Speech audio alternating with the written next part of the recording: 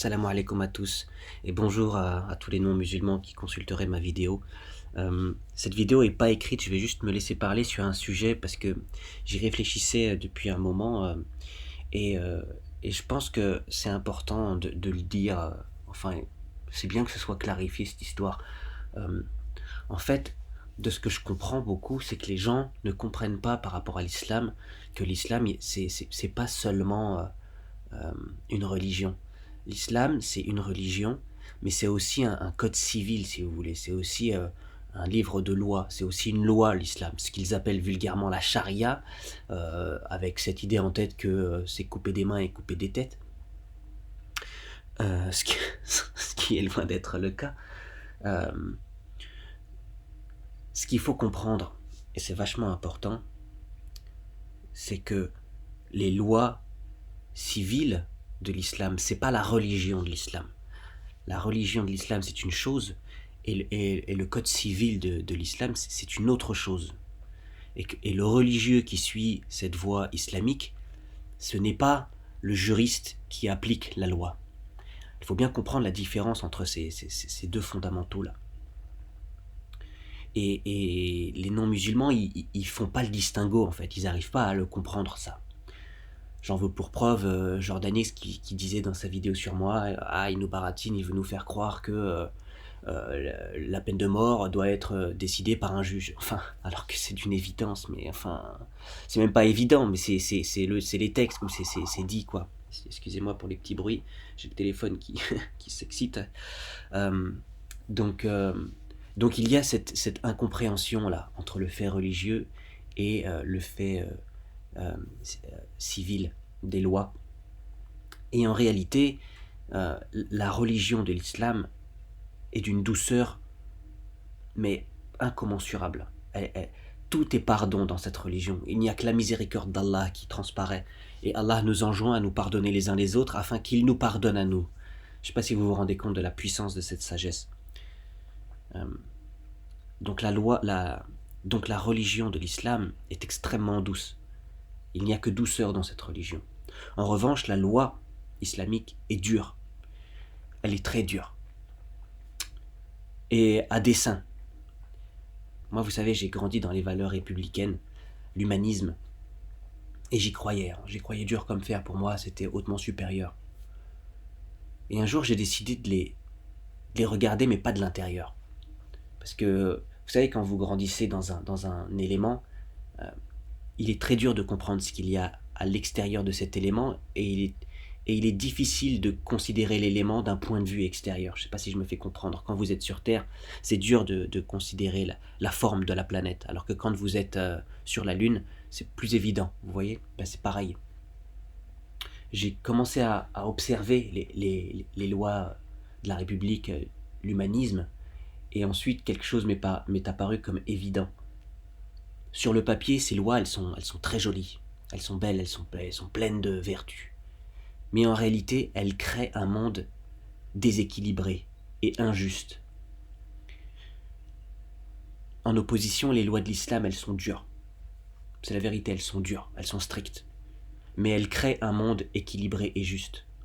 Et en réalité, ce que je constate aujourd'hui, c'est que, en France, notamment, mais je pense en Occident, les gens souffrent de ces lois humanistes qui créent un monde déséquilibré. Regardez un exemple de déséquilibre. En Occident, le pauvre, le malheureux, vous savez, qui dans ce jeu de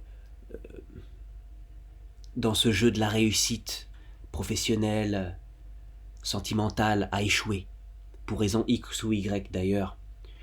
Euh, on va prendre le cas, le cas de base, quoi, le cliché de l'échec social, c'est le mariage, les enfants, le divorce, la dépression, la perte de l'emploi, et de se retrouver finalement sur un trottoir à ressasser le passé et à boire pour oublier l'avenir, ou l'inverse. Dans ce jeu-là, ce malheureux se retrouve seul et dénué de tout, totalement abandonné. Et moi je me demande, où sont les valeurs de la République? Où sont les valeurs de ces lois, vous savez, humanistes qui ne laissent personne euh, à la traîne? Elles ne sont plus là. À ce moment-là, ce monsieur, il est méprisé, il est humilié, il est ignoré, il est abandonné. Alors que le criminel, celui qui ne joue pas le jeu de notre société, celui qui veut prendre des raccourcis malheureux pour les autres et éventuellement bénéfiques pour lui, celui-là, qui se voit emprisonné parce qu'il a tué, parce qu'il a volé considérablement, parce qu'il a été un danger pour les autres, celui-là se retrouve logé, nourri, blanchi, instruit et parfois même réinséré dans la société. Alors moi, il faut qu'on m'explique. Où est la vertu? Où est la logique? Où est l'équilibre? Moi, il faut qu'on m'explique, parce que je le vois pas. Alors on me dit, oui, les lois de l'islam, c'est comme si, c'est comme ça. Mais en islam, celui-là, qui est un danger pour les autres, il est puni sévèrement, il est écarté. Et le pauvre, celui qui a échoué dans ce grand jeu de la vie, il est aidé. Les lois sont pleines de compassion à son égard.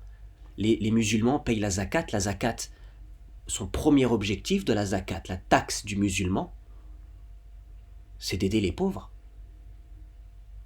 Le ramadan, le mois du ramadan, le jeûne, si as-siyam, son objectif, c'est d'aider le plus démuni, c'est de comprendre sa douleur, c'est de comprendre sa position, et d'une manière infime, parce que vous savez, quand vous vous privez de manger avec la certitude que vous allez manger le soir, votre faim n'a pas la même saveur, votre faim n'a pas la même douleur, votre estomac n'a pas le même impact sur votre cerveau. Quand vous ne mangez pas et que vous ne savez pas quand sera votre prochain repas, votre estomac réagit bien différemment et il communique bien différemment avec votre cerveau. La douleur est bien différente. En islam, celui qui est un danger pour l'autre, il est sévèrement puni, et celui qui a échoué, il est pris par la main. En islam, tu ne peux pas manger si ton voisin a faim. En islam, tu ne peux pas manger si ton voisin a faim. Alors il faut qu'on m'explique la différence, où est la valeur, où est le... Alors on me dit oui, mais la peine de mort, oui, la peine de... Mais quoi? Qu'est-ce que vous voulez en fait? Le problème de l'Occident, c'est qu'il a le postérieur entre deux chaises. Il se retrouve prisonnier de son humanisme parce qu'il veut des lois plus fermes. Il a bien compris que ce système ne fonctionnait pas.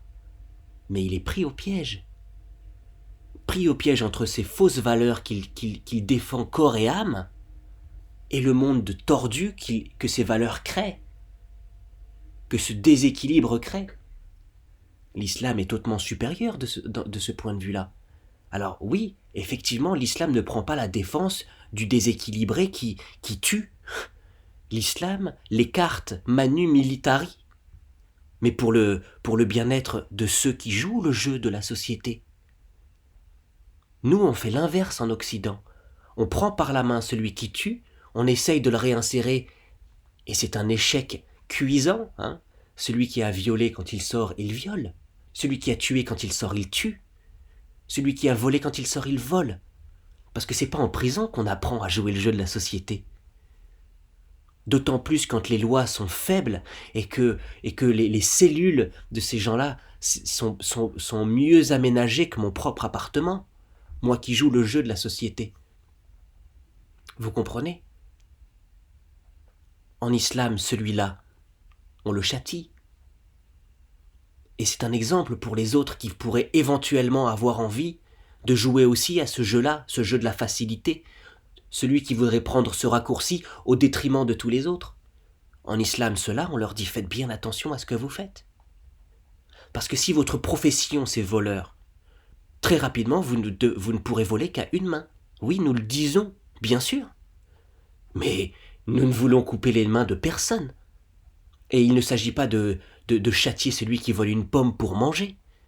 Celui qui vole une pomme pour manger, ce n'est pas son échec à lui, c'est l'échec de la société. Et celui-là, nous avons la zakat, nous l'aidons. Si tu n'as pas de quoi manger, nous t'aiderons à manger. En islam, tu ne peux pas manger si ton voisin a faim. Est-ce que vous comprenez la logique? Mais tant qu'on sera faible avec les forts et fort avec les faibles, tant qu'on méprisera le malheureux honnête au profit du joyeux malhonnête, mais rien n'aura de sens dans ce monde. Comment voulez-vous créer un monde qui a du sens avec des lois insensées, quand bien même seraient-elles jolies sur le papier?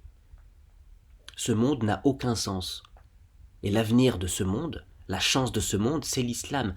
Il faut retrouver un semblant de cohérence dans ce monde de fous. Et comme vous pouvez le constater, c'est de pire en pire. Jésus, Isa alayhi salam, Isa ibn Maryam, il disait quelque chose de très simple. On reconnaît un arbre à ses fruits. Les fruits de l'Occident sont viciés, ils sont pourris. Le ver est dans le fruit. Tant qu'on nous forcera à manger un fruit plein de vers, notre faim ne sera jamais rassasiée. On aura toujours faim. Je laisse ce message à méditer à l'attention des humanistes qui considèrent que leurs lois sont supérieures à celles de l'islam. Je vous le dis en toute vérité, vous vous mettez le doigt dans l'œil jusqu'au coude. Vous avez tort.